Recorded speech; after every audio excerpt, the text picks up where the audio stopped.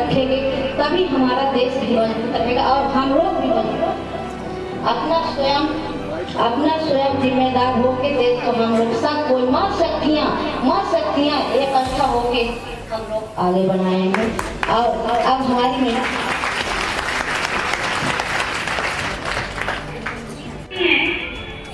वो देश बहुत आगे बढ़ता है।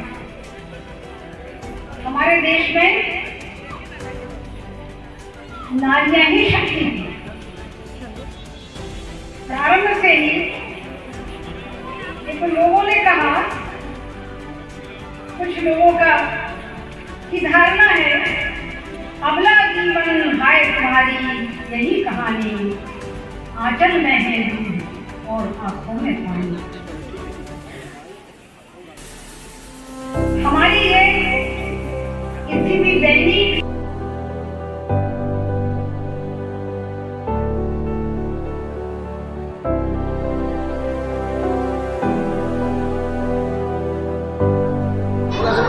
आज मेगा सम्मेलन का आयोजन किया गया जी। क्या कहना चाहेंगे?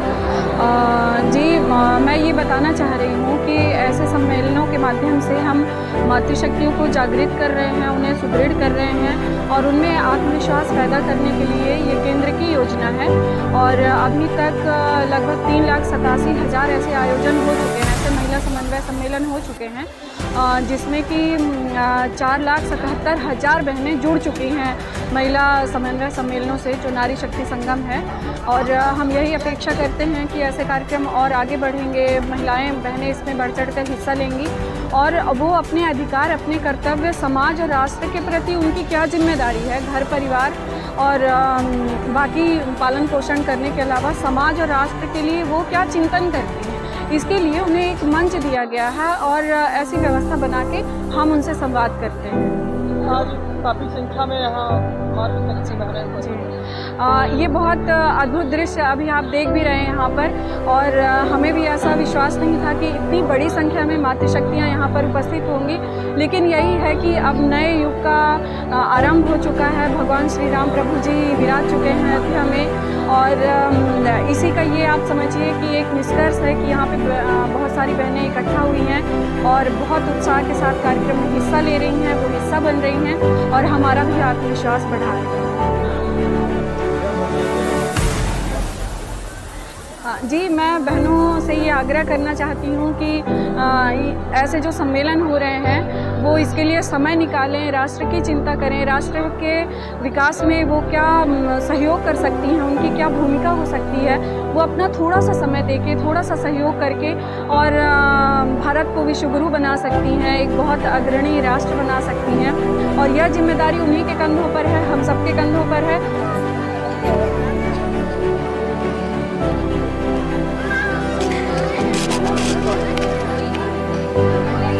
आज राष्ट्र सेवा समिति का एक तरह से महिला शक्ति समागम कार्यक्रम है।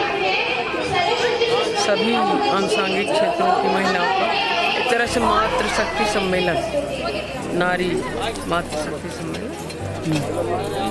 जब नारियां आत्मनिर्भर होंगी तभी तो देश आत्मनिर्भर होगा। जी हमारे यशस्वी प्रधानमंत्री जी का भी यही सोच है और यही सपना है कि देश की आधी आबादी नारी शक्ति का वंदन वो करते ही हैं और नारी शक्ति वंदन अधिनियम भी लाए हैं 33% आरक्षण देकर। तो आज हिंदुस्तान की नारियां सभी क्षेत्रों में बढ़ चढ़कर भागीदारी निभा रही हैं। आज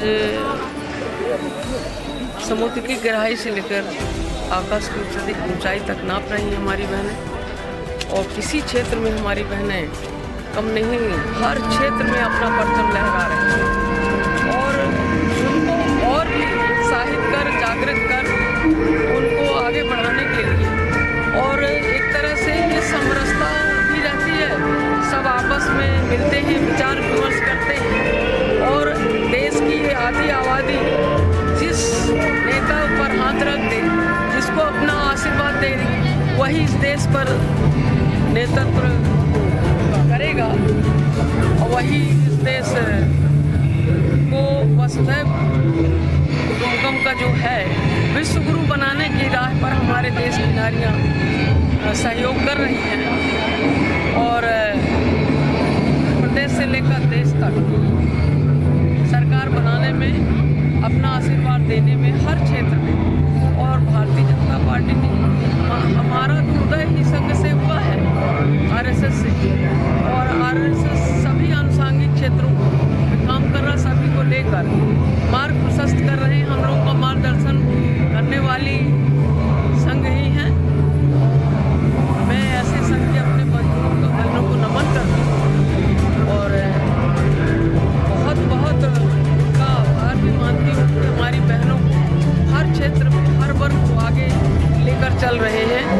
और जैसे कि समाज के अंतिम छोर पर खड़े व्यक्ति का उत्थान ही मेन, उनका उत्थान ही देश का उत्थान है।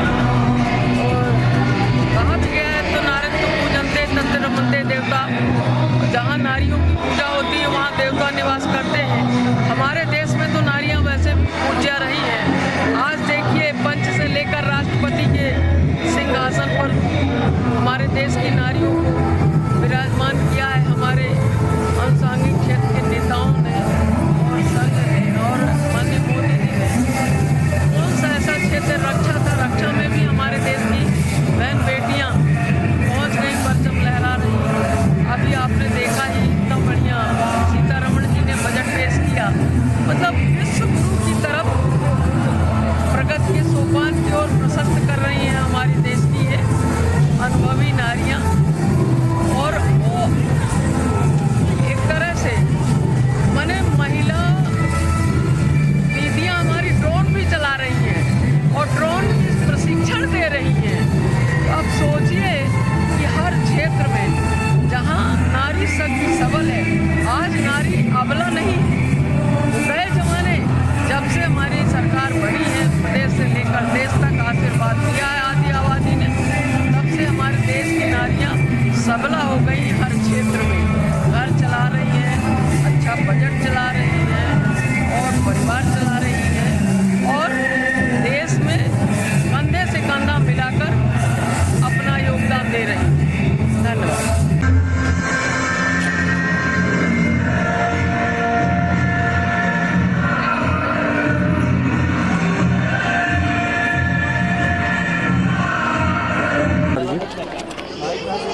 संघ की रचना में और आज सरकारी जिला भी अपना मगुन जिला है। रीवा विभाग के अंतर्गत 2 जिले आते हैं, एक रीवा आता है और एक मगुन जिला आता है। ऐसे पूरे महाकौशल प्रांत भर में सभी जिलों में ऐसे मातृ सम्मेलन की योजना बनी थी। उसी क्रम में अपने इस मगुन जिले का आज मातृ सम्मेलन कार्यक्रम है। इसमें से 3 विषय चलेंगे।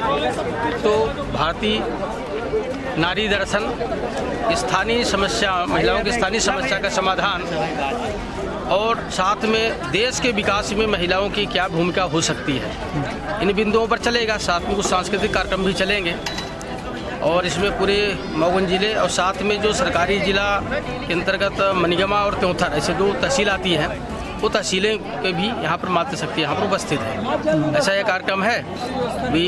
कुछ सांस्कृतिक कार्यक्रमों के साथ उद्बोधन देने के लिए हमारे यहाँ पर श्रीमती डॉक्टर मीनाक्षी मिश्रा जी हैं जो रीवा से हैं और ऐसे अनेक ऐसे विषय के प्रतिपादन करने के लिए यहाँ पर मातृशक्ति आई हुई है। इसी संबंध में कार्यक्रम है।